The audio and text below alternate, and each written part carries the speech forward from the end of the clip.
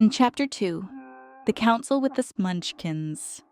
She was awakened by a shock so sudden and severe that if Dorothy had not been lying on the soft bed, she might have been hurt.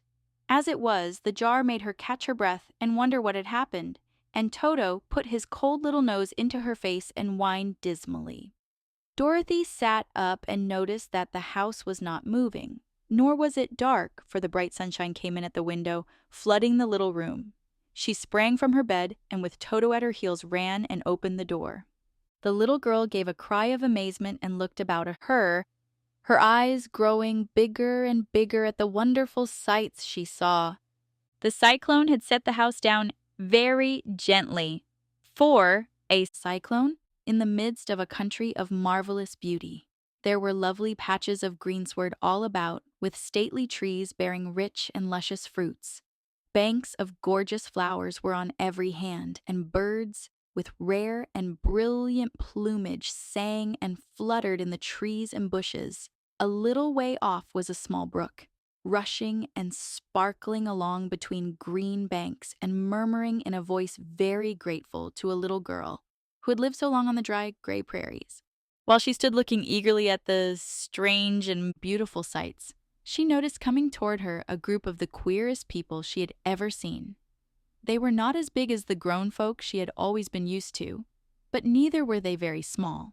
In fact, they seemed about as tall as Dorothy, who was a well-grown child for her age, although they were, so far as looks go, many years older. 3 were men and 1 a woman, and all were oddly dressed. They wore round hats that rose to a small point in a foot above their heads, with little bells around the brims that tinkled sweetly as they moved. The hats of the men were blue. The little woman's hat was white, and she wore a white gown that hung in pleats from her shoulders. Over it were sprinkled little stars that glistened in the sun like diamonds. The men were dressed in blue, of the same shade as their hats, and wore well-polished boots with a deep roll of blue at the tops. The men, Dorothy thought, were about as old as Uncle Henry, for 2 of them had beards, but the little woman was doubtless much older. Her face was covered with wrinkles, her hair was nearly white, and she walked rather stiffly. When these people drew near the house where Dorothy was standing in the doorway, they paused and whispered among themselves, as if afraid to come farther. But the little old woman walked up to Dorothy, made a low bow, and said in a sweet voice, "You are welcome, most noble sorceress, to the land of the Munchkins. We are so grateful to you for having killed the wicked witch of the East and for setting our people free from bondage." Dorothy listened to this speech with wonder. What could the little woman possibly mean by calling her a sorceress and saying she had killed the wicked witch of the East? Dorothy was an innocent, harmless little girl who had been carried by a cyclone many miles from home, and she had never killed anything in all her life. But the little woman evidently expected her to answer. So Dorothy said with hesitation, "You are very kind, but there must be some mistake. I have not killed anything." "Your house did anyway," replied the little old woman with a laugh. "And that is the same thing. See?" she continued, pointing to the corner of the house. "There are her 2 feet, still sticking out from under a block of wood." Dorothy looked and gave a little cry of fright. There, indeed, just under the corner of the great beam the house rested on, 2 feet were sticking out, shod in silver shoes with pointed toes. "Oh dear! Oh dear!" cried Dorothy, clasping her hands together in dismay. "The house must have fallen on her. Whatever shall we do?" "There is nothing to be done," said the little woman calmly. "But who was she?" asked Dorothy. "She was the wicked witch of the East, as I said," answered the little woman. "She has held all the Munchkins in bondage for many years, making them slave for her night and day. Now they are all set free and are grateful to you for the favor." "Who are the Munchkins?" inquired Dorothy. "They are the people who live in this land of the East, where the wicked witch ruled." "Are you a Munchkin?" asked Dorothy. No, but I am their friend, although I live in the land of the north. When they saw the witch of the east was dead, the Munchkin sent a swift messenger to me, and I came at once. I am the witch of the north. Oh, gracious! Cried Dorothy. Are you a real witch? Yes, indeed, answered the little woman, but I am a good witch, and the people love me.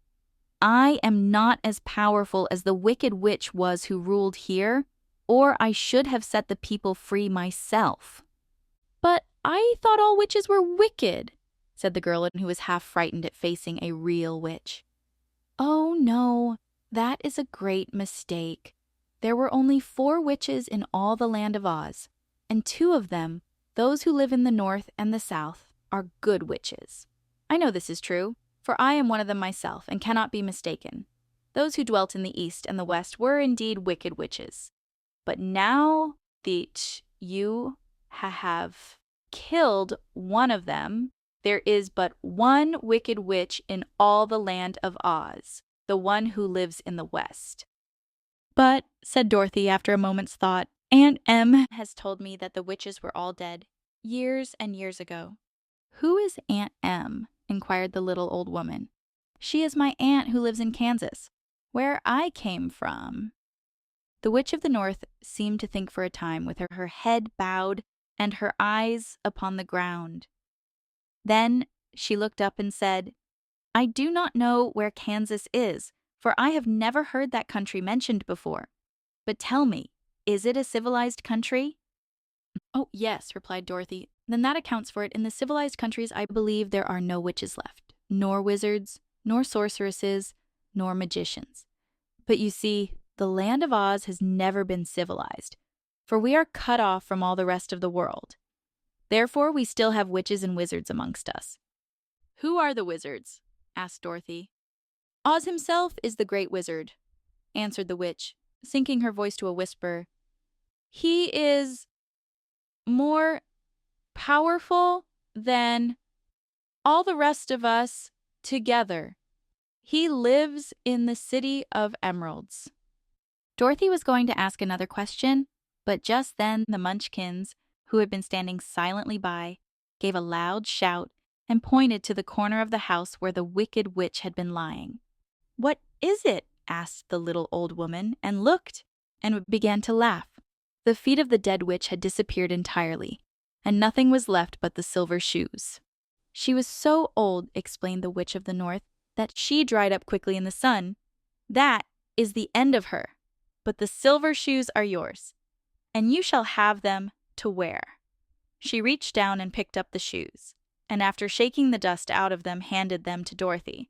The witch of the east was proud of those silver shoes, said one of the Munchkins, and there is some charm connected with them, but what it is, we never knew. Dorothy carried the shoes into the house and placed them on the table. Then she came out again to the Munchkins and said, I am anxious to get back to my aunt and uncle, for I am sure they will worry about me. Can you help me find my way? The Munchkins and the witch first looked at one another, and then at Dorothy, and then shook their heads. At the east, not far from here, said one, there is a great desert, and none could live to cross it. It is the same at the south, said another, for I have been there and seen it. The south is the country of the Quadlings. I am told, said the third man, that it is the same at the west. And that country, where the Winkies live, is ruled by the wicked witch of the west, who would make you her slave if you passed her way. The north is my home, said the old lady, and at its edge is the same great desert that surrounds this land of Oz. I'm afraid, my dear, you will have to live with us. Dorothy began to sob at this, for she felt lonely among all these strange people. Her tears seemed to grieve the kind-hearted Munchkins, for they immediately took out their handkerchiefs and began to weep also. As for the little old woman, she took off her cap and balanced the point on the end of her nose, while she counted 1, 2, 3 in a solemn voice. At once the cap changed to a slate, on which was written in big white chalk marks, Let Dorothy go to the city of emeralds. The little old woman took the slate from her nose, and having read the words on it, asked, Is your name Dorothy, my dear? Yes, answered the child, looking up and drying her tears. Then you must go to the City of Emeralds. Perhaps Oz will help you. Where is this city? Asked Dorothy. It is exactly in the center of the country and is ruled by Oz, the great wizard I told you of. Is he a good man? Inquired the girl anxiously. He is a good wizard. Whether he is a man or not, I cannot tell, for I have never seen him. How can I get there? Asked Dorothy. You must walk. It is a long journey through a country that is sometimes pleasant and sometimes dark and terrible. However, I will use all the magic arts I know of to keep you from harm. Won't you go with me? Pleaded the girl, who had begun to look upon the little old woman as her only friend. No, I cannot do that, she replied, but I will give you my kiss, and no one will dare injure a person who has been kissed by the Witch of the North. She came close to Dorothy and kissed her gently on the forehead. Where her lips touched the girl, they left a round, shining mark, as Dorothy found out soon after. The road to the City of Emeralds is paved with yellow brick, said the witch. So you cannot miss it. When you get to Oz, do not be afraid of him, but tell your story and ask him to help you. Goodbye, my dear. The three Munchkins bowed low to her and wished her a pleasant journey, after which they walked away through the trees. The witch gave Dorothy a friendly little nod, whirled around on her left heel 3 times, and straightway disappeared, much to the surprise of little Toto, who barked after her loudly enough when she had gone, because he had been afraid even to growl while she stood by. But Dorothy, knowing her to be a witch, had expected her to disappear in just that way and was not surprised in the least. End of chapter 2.